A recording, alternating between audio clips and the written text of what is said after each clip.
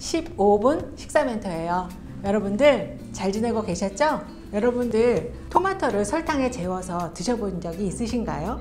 냉장고에 조금 넣었다가 먹으면 달달하니 정말 맛있죠. 하지만 영양적으로는 좋지 않다는 것, 마이너스가 된다는 것 아시나요? 오늘은 음식 궁합에 대해서 말씀드리려고 해요. 맛과 영양이 좋아지는 것은 음식 궁합이 좋다. 또 그 반대인 것은 음식 궁합이 좋지 않다라고 얘기를 하는데요. 어떤 것들이 있는지 알아보도록 하겠습니다. 먼저 음식 궁합이 좋은 5가지부터 말씀드리도록 할게요. 첫 번째로 돼지고기와 새우젓이에요. 여러분들 수육 드실 때 새우젓이 같이 따라 나오잖아요. 그것은 영양적으로도 굉장히 어울리는 조합이에요. 왜냐하면 새우젓 안에 리파제라고 하는 지방 분해 효소가 들어있거든요. 이것이 수육 안에 지방을 분해하는데 굉장히 도움을 주기 때문이에요. 그러니까 앞으로 수육을 드실 때 새우젓에 살짝 찍어서 드신다면 소화를 촉진시키는 데 도움이 될 수 있습니다. 두 번째로 메밀국수와 무예요. 여름에 시원하게 냉모밀국수를 시키면 무즙이 항상 같이 따라 나오죠. 이것에도 다 이유가 있습니다. 메밀에는 살리시나민이나 벤질아민과 같은 성분들이 들어있는데 이것이 인체에는 유해한 것으로 알려져 있어요. 그런데 무가 이런 유해한 성분을 중화시키는 효과가 있습니다. 그러니까 냉메밀국수를 드실 때 무즙과 같이 드시는 것, 이런 이유가 있다는 것 알아두세요. 세 번째로는 쇠고기와 배인데요. 여러분들 고깃집에 가서 소고기를 구워 드시고 나서 마지막 후식으로 어떤 과일이 나오던가요? 대부분 아마 배를 많이 드셨을 텐데요. 이것도 다 이유가 있습니다.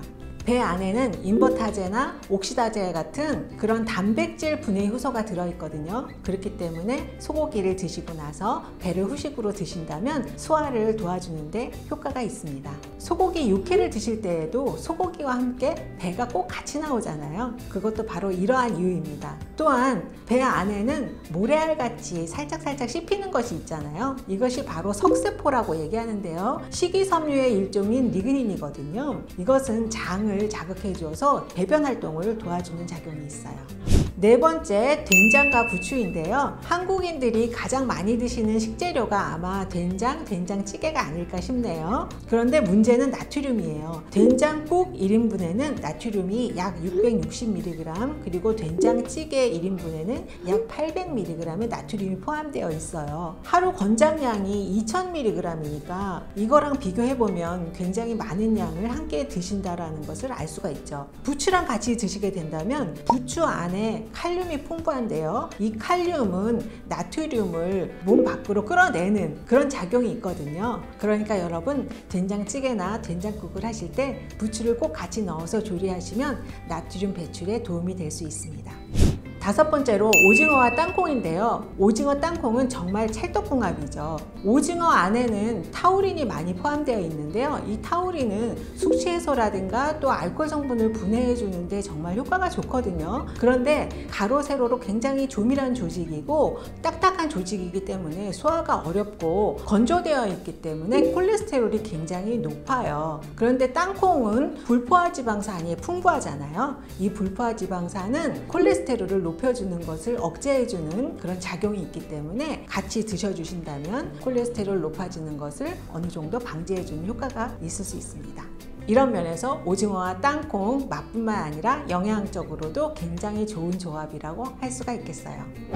그렇다면 음식 궁합이 나쁜 조합은 어떤 것이 있을까요? 첫 번째로 토마토와 설탕인데요. 토마토는 칼륨과 칼슘과 같은 무기질이 풍부하고요. 비타민 B1도 풍부하거든요. 그런데 문제는 이 설탕이 몸 안에서 대사될 때 비타민 B를 굉장히 많이 필요로 하기 때문에 비타민 B1을 소모시킨다는 것입니다.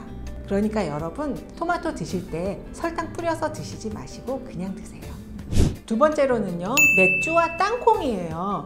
나 매일 그렇게 먹는데? 라는 분 혹시 안 계시겠죠? 네, 땅콩은 약 70%가 지방으로 구성이 되어 있는데 맥주가 이 지방의 소화를 방해하거든요. 그러니까 주의를 해주세요.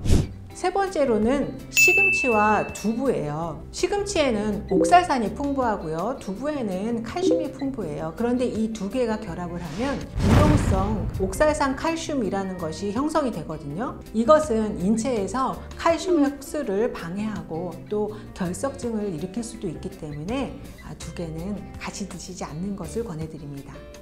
네 번째로는 무와 오이예요. 혹시 무와 오이를 생채로 해서 같이 드시는 적은 없으신가요? 그렇다면 앞으로는 주의를 해주세요. 왜냐하면 오이에는 아스코르비나제라고 하는 비타민C 분해 효소가 들어있거든요. 근데 이것이 무에 풍부한 비타민C를 산화시키기 때문인데요. 따라서 생으로 무와 오이를 같이 드시는 것은 삼가해 두시고요. 만약에 꼭 같이 드셔야 되는 상황이 있다면 가열을 해서 드시거나 또는 오이의 껍질에 아스코르비나제가 많기 때문에 오이의 껍질을 까서 드시거나 아니면은 또 식초를 뿌려서 드신다면은 이 효소의 활성을 억제할 수가 있거든요. 이렇게 드신다면은 비타민C 파괴를 줄일 수 있습니다. 여기까지 음식궁합에 대해서 살펴봤는데요. 그동안 우리가 알게 모르게 음식궁합에 대해서 많이 활용하고 있었던 것 같아요. 만약 몰랐던 부분이 있다면 오늘 말씀드렸던 내용을 참고해 주세요. 여기까지 봐주셔서 감사합니다. 다음번에는 더욱 유익한 정보로 찾아뵙도록 할게요. 안녕.